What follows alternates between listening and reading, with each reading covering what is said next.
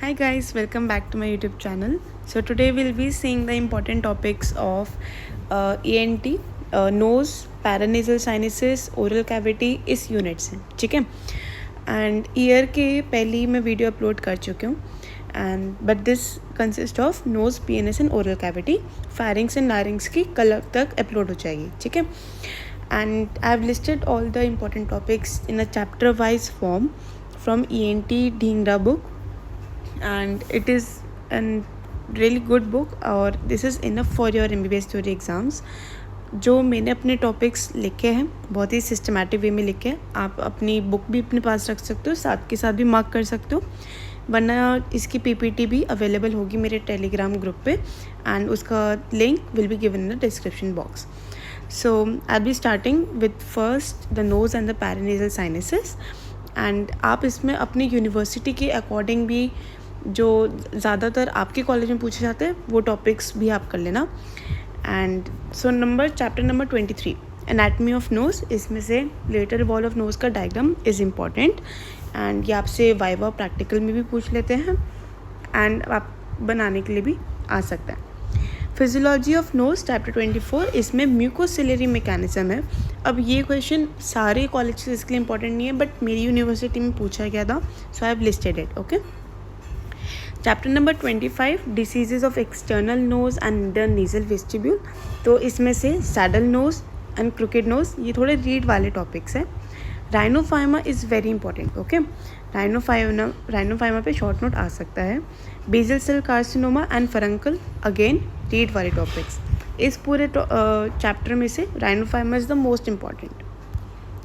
Then comes chapter number 26 that is the nasal septum and it's diseases.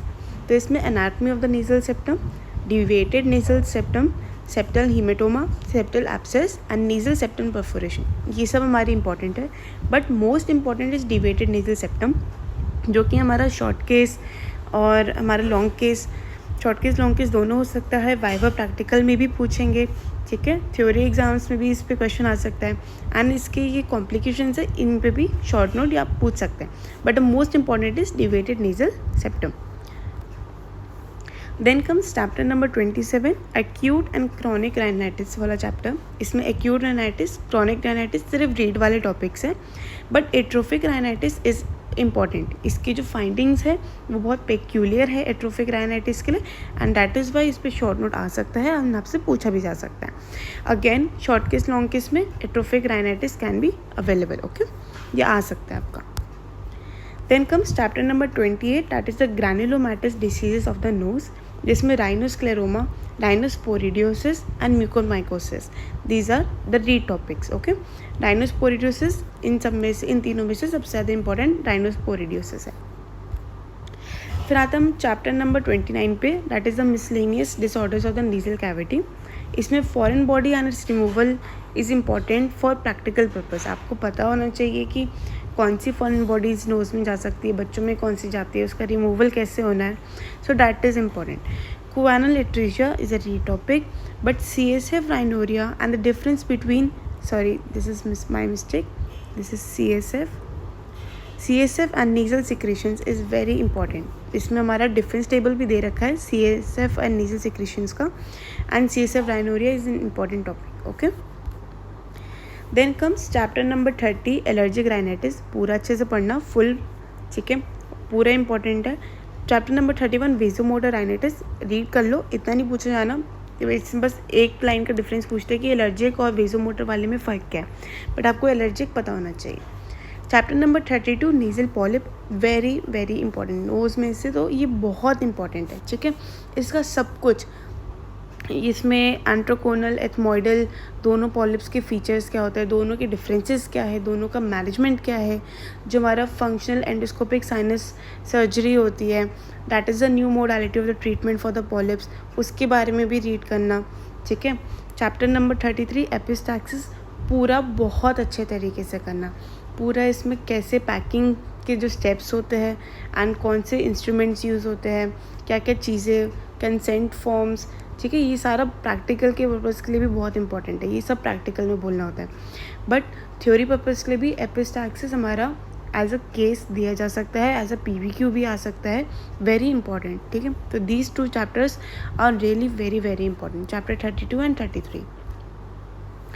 Chapter number 34 trauma to face, इसमें एक हमारा important topic आता है, that is fractures of maxilla. Okay, तो ये वाला थोड़ा छोटा सा ही टॉपिक है बट स्टिल इम्पॉर्टेंट. इस चैप्टर में से सिर्फ यही इंपॉर्टेंट है. Chapter number 35 anatomy and physiology of paranasal sinuses, इसमें हमारा mucociliary clearance of sinuses, because मेरे कॉलेज में पूछा गया था. अगर आपके कॉलेज में आज तक 10 ईयर्स 5 ईयर्स में नहीं पूछा गया, देन डोंट डू दिस. फिर chapter number 36 is acute rhinosinusitis which is a read topic. Chapter 37 chronic rhinosinusitis, again a read topic. Chapter number 38 ये सब छोटे छोटे चैप्टर्स हैं, मतलब फुल भी लिख रही हूँ ना, बट ढींगरा की बुक में, एंड इट्स रियली शॉर्ट, ज़्यादा से ज़्यादा 2-3 पेजेस का चैप्टर्स है. ओके, पूरा चैप्टर ख़त्म हो जाता है. चैप्टर 38 कॉम्प्लिकेशंस ऑफ साइनसाइटिस, इसमें हमारा कैवर्नस साइनस थ्रोम्बोसिस एक इंपॉर्टेंट टॉपिक है, आप उसको रीड कर लेना. Chapter number 39 benign and malignant neoplasms of nasal cavity, उसमें inverted papilloma, and this is the only topic I found कि पढ़ने लायक है इस चैप्टर में से. Chapter number 40 is neoplasms of the paranasal sinuses. अब इसमें जो हमारा कार्सिनोम मैक्सिलरी साइनस है, this is very very very important, मतलब I can not put much more marks on this, पर ये बहुत ज़्यादा इंपॉर्टेंट है, ठीक है. इस वाले कार्सिनोमा मैक्सिलरी साइनस और एक लैरेंजियल कार्सिनोमा, इन दोनों में से कोई एक कार्सिनोमा तो पक्का पूछा जाता है. So don't miss this topic. इसमें बहुत सारे अच्छे फीचर्स है, टिपिकल कैरेक्टरिस्टिक फीचर्स, कॉजेज, सब कुछ है जो आपको लर्न करना है. Okay, this is very important topic. Now we come to oral cavity in the salivary glands. इतनी बड़ी यूनिट नहीं है, बट फिर भी थोड़े बहुत टॉपिक्स है जो आपको करना है.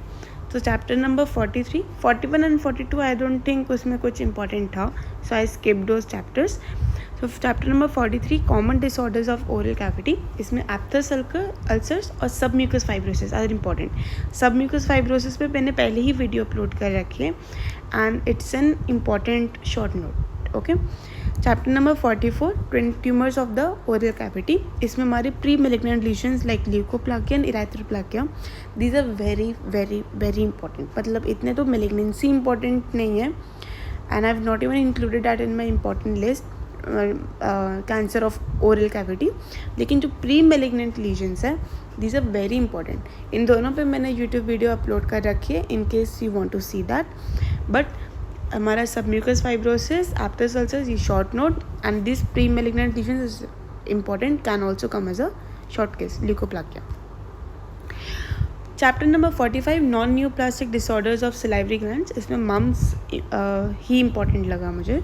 Chapter number 46 neoplasms of salivary glands, इसमें प्लियोमॉर्फिक एडिनोमा और फ्रेज सिंड्रोम, ठीक है, इसके बारे में हल्का सा पता होना चाहिए.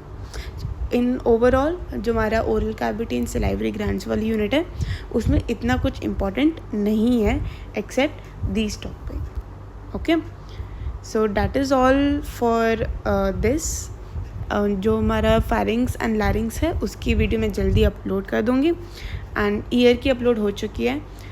The PPTs will be available in my Telegram group, and if you like my work, follow for more, subscribe, and thank you for watching.